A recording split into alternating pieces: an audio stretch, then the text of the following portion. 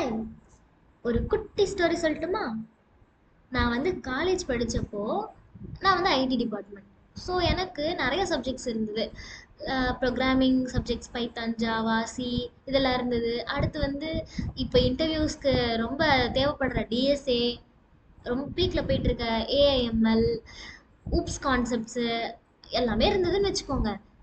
எல்லார் மாதிரியும் நானும் காலேஜ் போனேன், பெஞ்ச் தேய்ச்சிட்டு வந்துட்டேன். இதை பற்றிலாம் சீரியஸாக எதுவும் எடுத்துக்கல. செமஸ்டர் வந்ததா மனப்பாடம் பண்ணி எழுதிட்டேன், பாஸும் ஆயிட்டேன். எல்லாமே முடிஞ்சுது, எல்லாமே நல்லா தான் போயிட்டு இருந்துச்சு என்னோட ஃபைனல் செமஸ்டர் வர வரைக்கும்.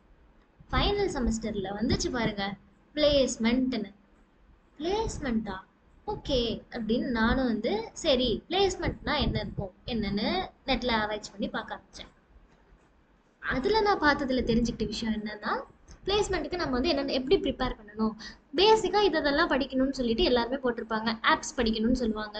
அடுத்து ஆப்ஸ்லேயே வந்து குவான்டிடேட்டிவ் குவான் சரி ஓகே அதை விடுங்க. ஸோ ஆப்ஸ் படிக்கணும்னு சொல்லுவாங்க. அடுத்தது ப்ரோக்ராமிங் தெரிஞ்சிருக்கணும்னு சொல்லுவாங்க. ப்ரோக்ராமிங்கை எஃபிஷியண்ட்டாக போடணும்னா டிஎஸ்ஏ படி அப்படின்னு சொல்லுவாங்க. அடுத்தது உனக்கு வந்து ஊப்ஸில் நல்ல தெரிஞ்சிருக்கணும். ஊப்ஸில் ப்ரோக்ராமிங் பண்ண அதாவது கான்செப்ட்ஸை வச்சு ப்ரோக்ராமிங் பண்ண தெரிஞ்சிருக்கணும் அப்படின்லாம் சொல்லுவாங்க. இதெல்லாம் கேட்டுட்டு நானே வச்சா 3 வருஷம் காலேஜ் ஒழுங்காக படிச்சிருந்தா இதெல்லாம் ஈஸியாக இருந்திருக்கும் போல இருக்கே. சரி அப்போ தான் படிக்காமல் விட்டுட்டோம், இனிமேலாச்சும் ஒழுங்காக படித்து ப்ளேஸ் ஆகும் அப்படின்னு முடிவு பண்ணிட்டேன். அப்புறம் என்ன படிக்க ஆரம்பித்தேன். டிஎஸ்ஏ படித்து ப்ராப்ளம் சால்விங் கொஞ்சம் நல்லா வந்தது. ஊப்ஸ் படித்தேன், ஊப்ஸை மனப்பாடம் பண்ணினேன். இன்ஹெரிட்டன்ஸ்னா என்ன, பாலிமார்பிசம்னா என்ன, என்ன தெரிலனா நான் சொல்லித்தரேன். இந்த மாதிரி கான்செப்ட்ஸ் எல்லாம் மெமரி பண்ணேன். அப்புறம் ஒரு இன்டர்வியூக்கு போனேன். ஃபர்ஸ்ட் ரவுண்ட் ஆப்ஸ் கிளியர் பண்ணிட்டேன். செகண்ட் ரவுண்ட் ப்ரோக்ராமிங் கொஞ்சம் ப்ராக்டிஸ் பண்ணனால கொஞ்சம் ஈஸியாகவே இருந்தது, அதுவும் முடிஞ்சுது. தேர்ட் ரவுண்ட் டிசைன் பண்ண சொல்லி கொடுத்தாங்க. ஒரு சிஸ்டம் டிசைன் பண்ணுங்க அப்படின்னு சொல்லிட்டு. லோ லெவல் டிசைனிங் தான். பேப்பரை கையில் வாங்குறேன், ஒன்றுமே புரியலை. இதை எப்படி பண்ணுறது, எங்கே ஆரம்பித்து எங்கே முடிக்கணும் எதுவுமே தெரியல. சரி அங்கே பேப்பர் கொடுத்தாங்களே அவங்கக்கிட்டே கேட்போம்னு சொல்லிட்டு இதை எப்படி பண்ணுறது அப்படின்னு கேட்டப்ப அவங்க என்ன சொன்னாங்க, ஊப்ஸ் கான்செப்ட்ஸ் வச்சு டிசைன் பண்ணணும், ஊப்ஸ் பிரின்சிபல் ஃபாலோ பண்ணி டிசைன் பண்ணணும் அப்படின்னு சொன்னாங்க. ஊப்ஸ் பிரின்சிபல்ல வச்சு டிசைன் பண்ண முடியுமான்னு எனக்குள்ள ஒரு டவுட்டு. ஆமாம், ஊப்ஸை வச்சு டிசைன் பண்ணணும். சரி, நான் படித்ததெல்லாம் இன்ஹெரிட்டன்ஸ்னா பேரண்ட் கிளாஸ் வந்து சைல்டு கிளாஸ் வந்து பேரண்ட் கிளாஸ் எக்ஸ்டெண்ட் பண்ணியிருக்கோம், அதில் உள்ள ப்ராப்பர்ட்டியெல்லாம் இதை வச்சுக்கோன்னு வெறும் தியரி, மக்கப்பு, 2 எக்ஸாம்பிள் இவ்வளோதான் நான் படிச்சுட்டு போனேன். அவங்க கேட்டதுக்கும் நான் படித்ததுக்கும் ஏணி வச்சா கூட எட்டாது. அப்புறம் என்ன, உக்காந்து டைம் ஓட்டிட்டு வந்துட்டேன். வந்ததுக்கப்புறம் ஒரே கவலை, செகண்ட் ரவுண்டு முடிச்சிட்டோன்னா இந்த தேர்ட் ரவுண்டு நம்மளால முடிக்க முடியலையேன்னு. அன்னைக்கு தான் இந்த டிசைன் பண்ணுறது எப்படி, ஊப்ஸ் கான்செப்ட் வச்சு என்னெல்லாம் பண்ண முடியும் அப்படின்றத நான் பார்க்க ஆரம்பித்தேன். அதுக்கப்புறம் எனக்கு தெரிஞ்சவங்க யாராவது என்கிட்ட ஊப்ஸ் பற்றி கேட்டாங்க அப்படின்னா நான் எனக்கு தெரிஞ்சதெல்லாம் சொல்லிக் கொடுப்பேன். அவங்க அதை ஹெல்ப்ஃபுல்லாக நினச்சாங்க. ஸோ சரி, நம்மக்கிட்ட கேட்டால் மட்டும்தான் சொல்லிக் கொடுக்கணுமா, கேட்காத எல்லாருக்குமே சொல்லிக் கொடுக்கலாமே சொல்லிட்டான் இந்த சீரீஸை ஸ்டார்ட் பண்ணலான்னு நினச்சேன். யா, நம்ம இந்த சீரீஸில் கற்றுக்க போகிறது ஆப்ஜெக்ட் ஓரியன்டட் ப்ரோக்ராமிங் இன் ஜாவா. ஸோ இதில் பேசிக்காக நான் யூஸ் பண்ண போகிறது ஜாவா லாங்குவேஜ் தான். நீங்கள் வந்து எதுவும் பயந்துக்கலாம் வேண்டாம், என்னடா இது ஆப்ஜெக்ட் ஓரியன்டட் ப்ரோக்ராமிங்கிறாங்களே என்ன இருக்கும். ரொம்ப சிம்பிள், வெரி வெரி ஈஸி. இதில் வந்து ஜஸ்ட் ஒரு 4 கான்செப்ட்ஸ் இருக்குது. கிளாஸ் ஆப்ஜெக்ட்னு ஒரு சுப்பீரியரான டாபிக்ஸ் இருக்குது. அது இல்லாமல் கொஞ்சம் கொஞ்சம் இன்டர்ஃபேஸ் அப்படி இப்படின்னு கொஞ்சம் கொஞ்சம் இருக்குது. இதெல்லாம் தெரிஞ்சுக்கிட்டிங்கன்னா அடுத்து நம்ம டிசைன் பண்ணுறது எப்படின்றத கற்றுக்கிட்டு இந்த சீரீஸை முடிச்சிடலாம். So welcome to object oriented programming series. Okay, இந்த சீரீஸில் நம்ம என்னென்னலாம் கற்றுக்க போகிறோம் அப்படின்னு சொல்லிட்டு ஒரு குட்டி ஸ்லைடு மாதிரி நான் வந்து கிரியேட் பண்ணியிருக்கேன். அதை நான் உங்களுக்கு டெமான்ஸ்ட்ரேட் பண்ணுறேன். ஃபர்ஸ்ட், நான் சொன்னேன் இல்லையா இதில் முக்கியமான கான்செப்ட்ஸ் கொஞ்சம் இருக்குன்னு. அதை நம்ம வந்து ஊப்ஸோட 4 பில்லர்ஸ் அப்படின்னே சொல்லுவாங்க. அது என்னென்ன அப்படின்னு பார்த்தீங்கன்னா, encapsulation, abstraction, inheritance and polymorphism. So என்கேப்சுலேஷன்னா ஒன்றும் இல்லை, டேட்டா ஹைடிங் அண்ட் கண்ட்ரோல் டாக்ஸ். நான் வந்து இது எல்லாத்தையுமே டீட்டெயிலாக வந்து ஒவ்வொரு டாப்பிக்கும் ஒரு வீடியோ போடுறேன். இப்போதைக்கு ஜஸ்ட் என்னென்ன படிக்க போகிறோம் அப்படின்றத தான் வந்து சொல்ல போகிறேன். ஓகேவா? ஸோ அடுத்தது அப்ஸ்ட்ராக்ஷன். அப்ஸ்ட்ராக்ஷனும் வந்து ஒரு பெருசாக கவலைப்பட தேவையான டாபிக் கிடையாது தான். Inheritance and polymorphism. ஸோ இதெல்லாம் வந்து படிப்போமா? அடுத்தது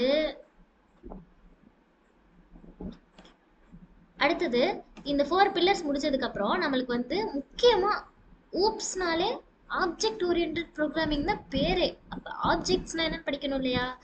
ஆப்ஜெக்ட்ஸ்க்கு ஒரு தலைவர் இருக்கார். அந்த தலைவர் தான் கிளாஸ். இவரை வச்சு தான் நம்ம ஆப்ஜெக்டே கிரியேட் பண்ண முடியும். ஸோ கிளாஸஸ் அண்ட் ஆப்ஜெக்ட்ஸ் பற்றி படிக்க போகிறோம். அடுத்தது நம்மளுக்கு இப்போ கிளாஸு ஆப்ஜெக்ட் அண்ட் ஜாவாவோட அந்த 4 பில்லர்ஸ் தெரிஞ்சுக்கிட்டோம் அப்படின்னா அடுத்தது அட்வான்ஸ்டு ஃபீச்சர்ஸ் கொஞ்சம் இருக்குது. என்னென்ன அப்படின்னா நெஸ்டட் கிளாஸஸ்னு கொஞ்சம் இருக்குது, அனானிமஸ் கிளாஸஸ்னு கொஞ்சம் இருக்குது, லோக்கல் கிளாஸஸ்னு கிளாஸஸ்லேயே இவ்வளோ இருக்குது. அது இல்லாமல் கன்ஸ்ட்ரக்டர்ஸ், அதாவது கன்ஸ்ட்ரக்ட்ஸ், இதில் இன்னும் கொஞ்சம் எக்ஸ்ட்ரா அடிஷ்னல்ஸ் என்னென்ன இருக்குது அப்படின்னா enumerations and lambda expression, functional programming, இந்த மாதிரிலாம் கொஞ்சம் எக்ஸ்ட்ரா டாபிக்ஸ் இருக்குது. ஸோ இதெல்லாம் பற்றி பார்ப்போம். பார்த்ததுக்கப்புறம் ஆப்ஜெக்ட் கிளாஸ் அப்படின்னு ஒரு கிளாஸ் இருக்குது. யா, பேரில் ஆப்ஜெக்ட் ஓரியன்டட் ப்ரோக்ராமிங்னு இருக்குது. ஸோ இந்த கிளாஸ் தான் superior class of every class we are going to create. கான்செப்ட்க்கு போகிறோம். சரி, அது வேண்டாம், அது அடுத்த வீடியோவில் இருந்து பார்த்துக்கலாம். இப்போ என்னென்னு மட்டும் பார்ப்போம். ஆப்ஜெக்ட் கிளாஸை பற்றி சொல்லுவோம். அடுத்தது இன்டர்ஃபேஸ் அண்ட் அப்ஸ்ட்ராக்ட் கிளாஸஸ் அப்படின்னு 2 டாபிக் இருக்குது. முதல்ல அந்த 2 டாபிக் என்னென்னு பார்ப்போம். அதை பார்த்துட்டு இதை வந்து, அதாவது இந்த 2 கான்செப்டும் கொஞ்சம் சிமிலராக இருக்கும். ஆல்ரெடி வந்து இது தெரிஞ்சவங்களுக்கு தெரியும், 2 கான்செப்டுமே கொஞ்சம் சிமிலராக இருக்கும். ஸோ இது 2 எப்படி டிஃப்ரென்ஷியேட் பண்ணலாம் அப்படின்றத பார்ப்போம். ஸோ ஊப்ஸ் வந்து பார்த்து முடிச்சாச்சு. நான் சொன்னாலே டிசைனிங் பண்ணுறதை பற்றி தெரிஞ்சுக்கணும்னு. ஸோ ஊப்ஸ் ஃபுல்லாக பார்த்து முடிச்சதுக்கப்புறம் நம்ம வந்து டிசைன் பண்ணணும் அப்படின்னா ஒரு டிசைன் பேட்டர்னை வந்து நம்ம டிசைன் பண்ணுறதுக்கு என்னென்னலாம் தேவை அப்படின்னா சம் நெசசிட்டிஸ், அதாவது ப்ரீ ரிக்வெசைட்ஸ் இருக்கும் இல்லையா? ஸோ சொல்ல மறந்துட்டேன், இந்த கோர்ஸோட ப்ரீ ரிக்வெசைட்ஸே பார்த்தீங்கன்னா வந்து ஜாவா தெரிஞ்சிருக்கணும். அடுத்தது ஜாவா தெரிஞ்சிருக்கணும்னாலே of course the loops, decision makings அதெல்லாம் சொல்லுவாங்க இல்லையா? அந்த மாதிரி எல்லாமே தெரிஞ்சிருக்கணும். மெத்தட்ஸ் எப்படி லூப்ஸில் வச்சுருப்போம் அந்த மாதிரி எல்லாமே தெரிஞ்சிருக்கணும். ஸோ தனியாக ஜாவாக்குன்னு ஒரு கோர்ஸ் போட்டால் அது வேற ஒரு சீரீஸாக போகும். ஸோ அதனால இது எல்லாமே தெரிஞ்சுக்கிட்டு வந்தீங்கன்னா ஊப்ஸ் இங்கே கற்றுக்கிறதுக்கு ஈஸியாக இருக்கும். ஸோ அது மாதிரி டிசைன் பேட்டர்னுக்கு என்னென்னலாம் தேவை அப்படின்றத வந்து சொல்லுவோம். அடுத்து சால்ட் பிரின்சிபல் அப்படின்னு ஒன்று இருக்குது. நான் ஒரு சிஸ்டம் டிசைன் பண்ணுறேன் அப்படின்னா அதை இந்த சாலிட் பிரின்சிபலை வச்சு தான் என்னால் வந்து சூப்பராக, அதாவது எஃபிஷியண்ட்டாக யூசர் கையில் கொடுத்ததும் ஆஹா அப்படின்னு சொல்கிற அளவுக்கு நான் ஒரு யூசர் கையில் மட்டும் இல்லை, இப்போ நான் ஒரு டெவலப்பர், என்னோட டெவலப்பர் பார்த்துட்டு வாவ் சூப்பராக பண்ணியிருக்கேப்பா அப்படின்னு சொல்கிற அளவுக்கு ஒரு டிசைன் இருக்கணும் அப்படின்னா அது சாலிட் பிரின்சிபல்லாம் ஃபாலோ பண்ணி பண்ணாதான் நல்லாயிருக்கும். ஓகேவா? அடுத்தது ஸோ இவ்வளோ தான் இந்த கோர்ஸில் கவர் பண்ண போகிறோம். இதில் நம்ம இன்னும் கொஞ்சம் எக்ஸ்ட்ராலாம் இந்த அடிஷ்னல் பை ப்ராடக்ட்ஸ் மாதிரி தெரிஞ்சுக்கோ அப்படின்னா க்ளீனாக எப்படி கோட் பண்ணுறது, நேமிங் கன்வென்ஷன்ஸ்லாம் நிறைய இருக்குது. அண்ட் அந்த லூஸ் கப்ளிங் சொல்லுவாங்க, அது ஒரு டெக்னிக்கல் டேர்ம். அதாவது ஒரு கிளாஸும் இன்னொரு கிளாஸும் வந்து இன்டிபெண்ட்டாக இருக்கணும் அப்படின்ற மாதிரி நிறைய சொல்லுவாங்க. ஸோ அதெல்லாம் பற்றி தெரிஞ்சுக்கணும். ஓகேவா? ரெடியா? ரியல் வேர்ல்ட் ஜாவால ஒன்றுமே இல்லை, 4 பில்லர்ஸ் இருக்குது, 7 டிசைன் பேட்டர்ன்ஸ் இருக்குது. இதெல்லாம் படித்தோன்னா இன்டர்வியூக்கு நம்ம 100% ரெடி ஆகிடும். ஸோ நீங்கள் ரெடின்னு நம்புகிறேன். அடுத்த வீடியோவில் பார்க்கலாம். டாடா பாய்.